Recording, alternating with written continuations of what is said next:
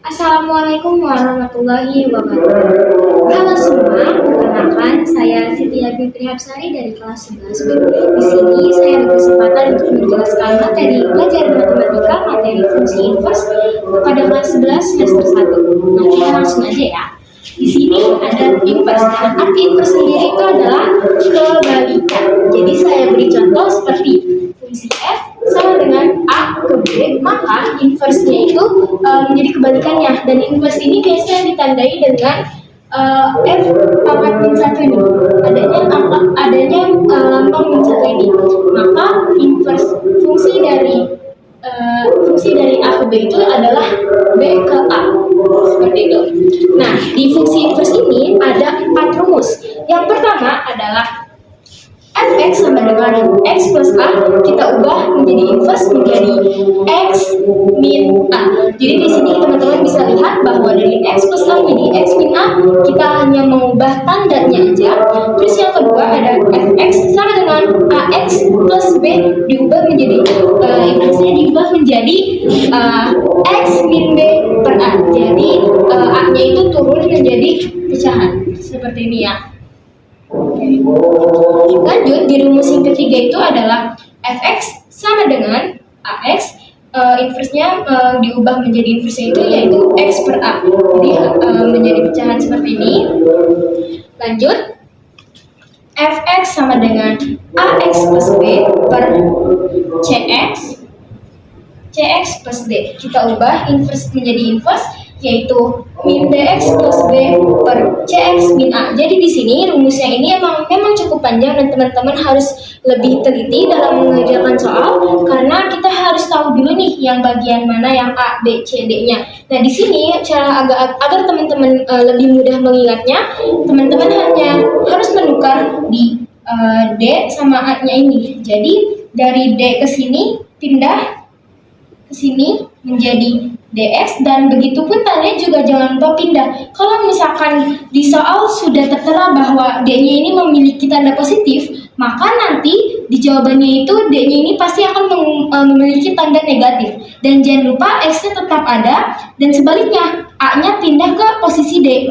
Seperti yang tadi saya bilang, kalau misalkan dia sudah tertera positif tandanya, berarti nanti waktu dia pindah menjadi negatif.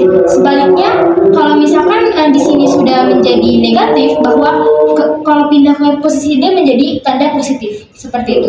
Nah, kita coba kerjakan contoh soal ini. Kita ubah masing-masing ya, teman-teman. Seperti ini.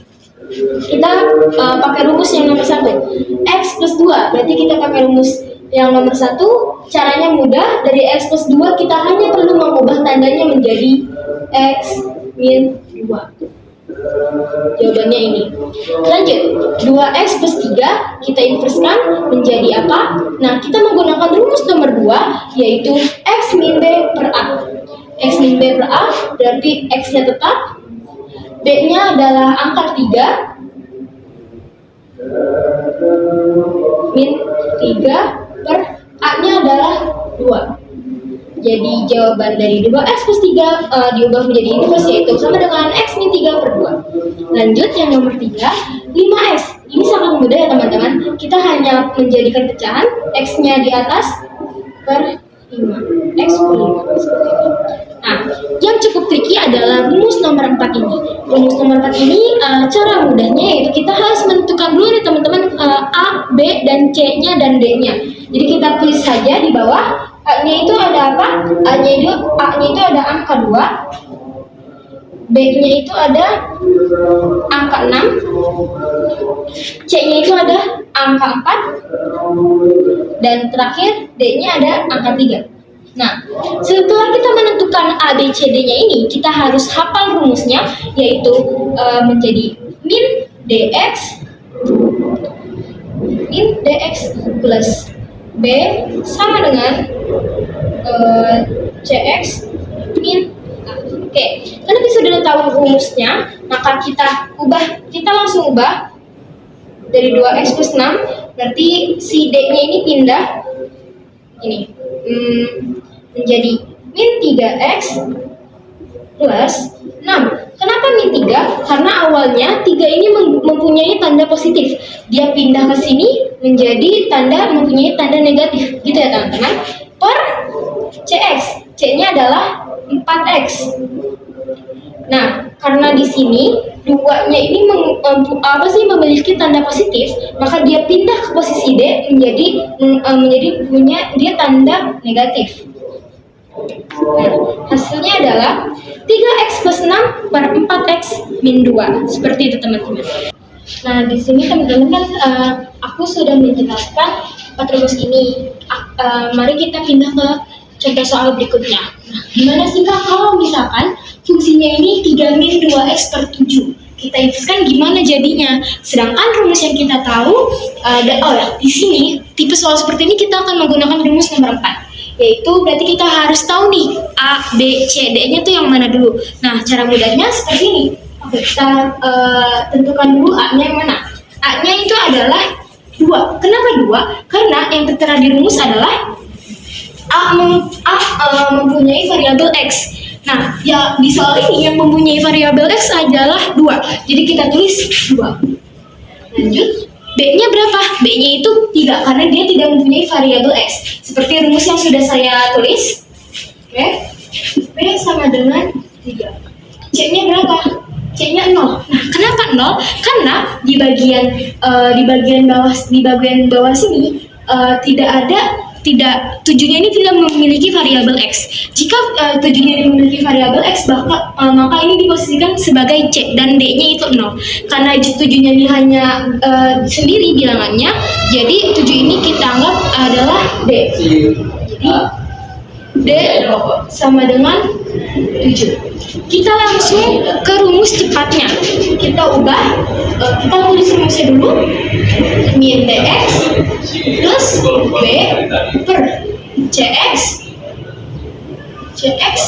min A. Nah, kita ubah min dx. Nah, D-nya ini kan 7. 7-nya ini sudah memiliki tanda positif. Karena dia pindah ke posisi A, maka tandanya menjadi negatif. Berarti min 7x, jangan lupa min 7x ditambah B-nya berapa? B-nya 3 per, karena C-nya itu 0, berarti kita tidak menulis apa-apa. Nah, di sini A-nya itu pindah posisi ke D. Berarti 3 ini sudah memiliki tanda positif, dia pindah posisi ke D menjadi mempunyai tanda negatif. Jadi 7x